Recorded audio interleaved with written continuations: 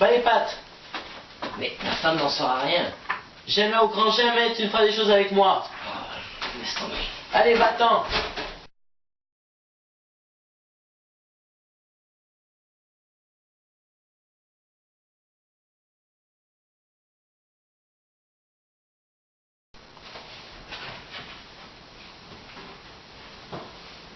Salut. Salut. Allez, s'il te plaît, ma femme va bientôt mourir. De toute façon, quand tu auras un enfant, je te marierai. C'est sûr? Absolument, j'en suis sûr. D'accord, allons-y. Mais c'est pour cette fois-ci, hein? Oui, cette fois-ci.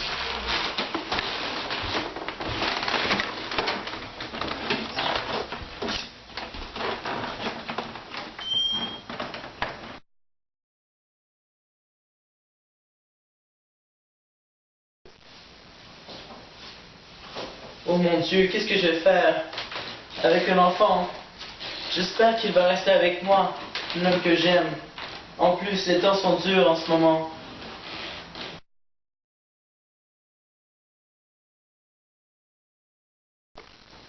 Mais qu'est-ce que je vais faire avec ce bébé? Le père n'est même pas là.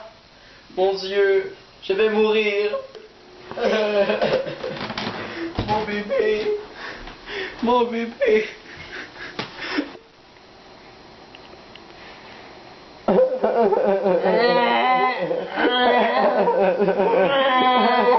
En plus, il est laid.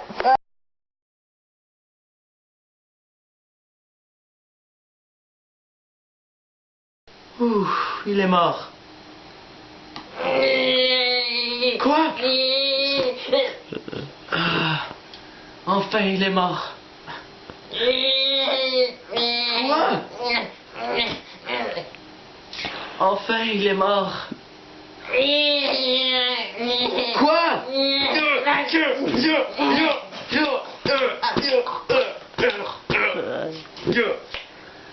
Ah. Ah.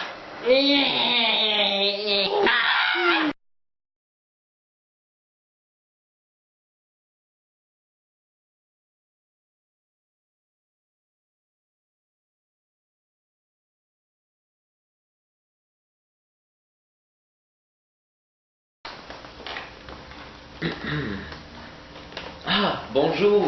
Vous m'avez pris par surprise. J'étais en train de lire une de mes belles lectures, Les petits lutins de feu. Alors revenons. Nous parlions de l'hypothèse, voilà. En Nouvelle-France, nous pensions que, avant de faire nos recherches, qu'il existait plusieurs types de tortures, différents degrés de punition et différents critères pour juger les actes criminels. Nous pensions aussi que les châtiments étaient plus axés vers le châtiment physique que psychologique. Merci beaucoup. Donc, la Nouvelle-France était dépendante vis-à-vis des soldats envers la métropole, la France. Car la France avait besoin de beaucoup de soldats pour se protéger contre les tribus iroquoises ainsi que les Anglais. Le gouverneur, qui était nommé par le roi en France dans la haute noblesse, devait représenter le roi en Nouvelle-France. Il s'occupait des affaires extérieures et de la milice. Son armée, principalement constituée de soldats venus directement de France et de personnes recrutées en Nouvelle-France, était composée entre 50 et 80 hommes. Chaque homme, entre 15 et 60 ans, devait faire son service militaire auprès de sa paroisse, car chaque paroisse avait sa milice. Chaque compagnie était dirigée par un capitaine de milice. Le capitaine de milice s'occupait de faire la milice autour de sa paroisse. Il se distinguait car il portait un haut col en or, un protège-cou. Autrement dit, un protège-cou. Il portait aussi une épée, contrairement à ses soldats qui ne portaient seulement qu'une ceinture fléchée ainsi que de raquettes pour mieux se débrouiller dans la forêt. Cette armée s'entraînait entre tous les dimanches et tous les jours fériés, ainsi qu'une fois par mois. Même s'ils ne s'entraînaient pas beaucoup, elles étaient très efficaces en bataille, car elles connaissaient mieux le terrain et étaient mieux habituées que les Français. Donc, elles pouvaient se déplacer plus facilement. De plus, les principaux soldats recrutés dans le peuple étaient soit des bûcherons ou soit des agriculteurs. Donc, ils étaient quand même assez musclés et se débrouillaient bien en combat corps à corps. Le gouverneur et l'intendant sont les deux principales têtes qui dirigent la Nouvelle-France. Malgré que le gouverneur soit un poste plus prestigieux et qui est mieux rémunéré, c'est l'intendant qui dirige la plupart des pouvoirs. C'est lui qui administre la vie quotidienne. Il dirige entre autres les finances, la justice, la police, l'hygiène, la monnaie, l'agriculture et c'est lui qui décide aussi du prix de certaines marchandises. L'intendant est choisi par le roi parmi la petite noblesse. Il est révocable, donc il peut se faire envoyer. Il relève du ministre de la Marine qui, lui, dirige toutes les colonies. Il peut choisir de juger toutes les causes qu'il veut. Il est de son devoir de donner bonne et brève justice à la colonie. La justice en Nouvelle-France sous le régime français était une justice que l'on pourrait caractériser de violente, arbitraire et exemplaire en raison de ses peines et châtiments. On peut diviser ces peines et châtiments en 3 grandes catégories. La première de ces catégories sont les peines dites légères. Celles-ci punissent des actes tels que les bagarres, disputes et injures verbales. L'accusé en question doit remettre des excuses écrites ou publiques, ce qui sont nécessaires selon la justice pour discipliner le peuple. La deuxième grande catégorie se divise en 2 parties. La première de ces parties sont les peines dites infamantes.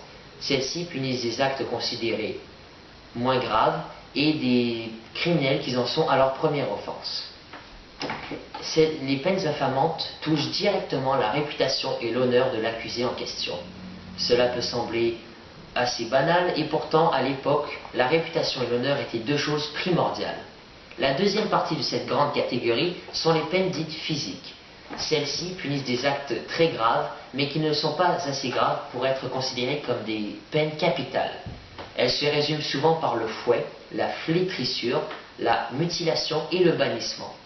La troisième et dernière catégorie est celle des peines dites capitales. Ces peines punissent des actes tels que le viol, le meurtre, le vol de nuit, le faux-monnayage, etc. Il y avait 4 types de mise à mort différents pour ces peines.